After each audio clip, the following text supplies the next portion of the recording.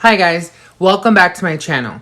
I am Eric from Budget Made Simple, and today we're going to talk about how to move money when you first receive it. So when you get your paycheck, when you get any type of money, you need to figure out where exactly you're going to move that money. And if you guys just heard Milo, he's a little bit salty because I'm not playing with him.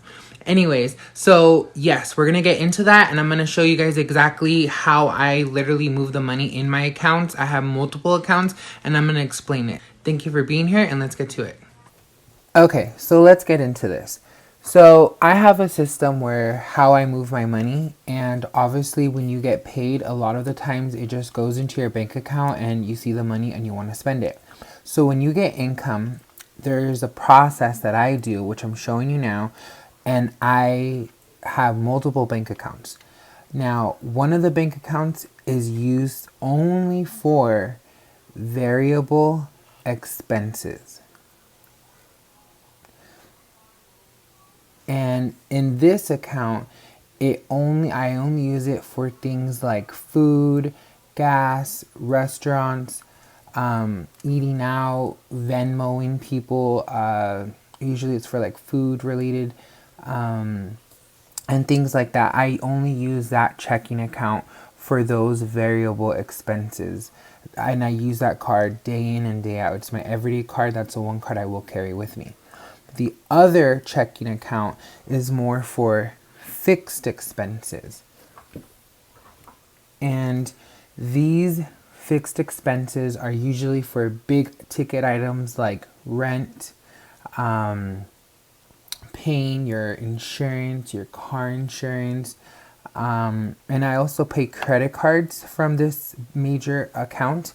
And the thing is that with this fixed expense account, I don't use this debit card often or at all, actually.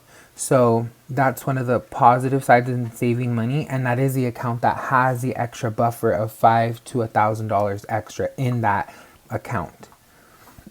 So what I use for the variable expense, the account that I use is the Capital One 360 checkings account.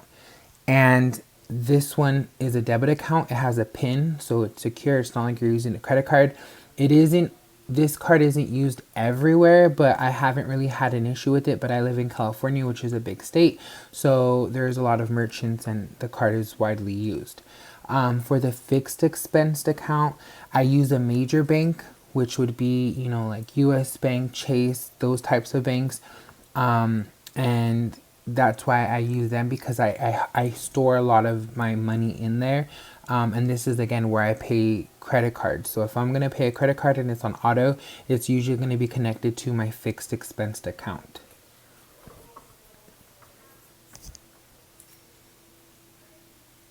So I can't stress the importance of everything being automatic.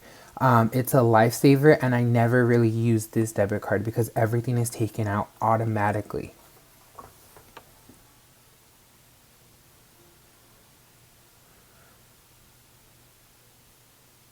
So my next big thing comes to savings.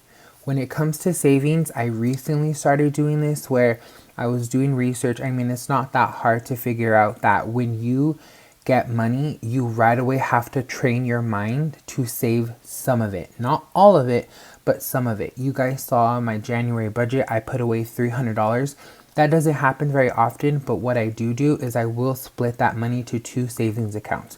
One of them, my checking account, my major bank checking account, also has a savings attached to it. I will split the money and put $100 there. I also have a credit union savings account and a checking account, but I only use a savings, and that's for my long-term savings. And I put money in there because they do pay more interest. And the major bank is more short-term. Like if I have an emergency and I don't have that extra $500 to $1,000, then I will pull out of my major bank account savings. Okay, so we just went over how I literally move my money. You guys, I've heard many people in the financial community use Capital One 360 and its many savings accounts. honestly, when I need to access my savings with Capital One 360, it gets a little tricky and it does take a few days. What I usually do to transfer the money to my Capital One 360 from my main bank account, because my direct deposit, I didn't specify that when I was doing the voiceover, was that my direct deposit, all of my check, all of my money income goes directly to my major checking account. From there, I automatically have, I think I set it as $125 each week gets put into my Capital One 360 account, and then I'm the one that manually manages how much go into my savings. But usually I try to automate it if I know in advance that I'm definitely gonna get paid. So that sums up today's video. If you guys like my videos, my content, my Instagram content, follow me over on Instagram at Budget Made Simple. I post content there. I love creating content. And please, if you want to stick around on my debt-free journey, hit that subscribe button and you guys can be on this journey with me. I'll see you guys later.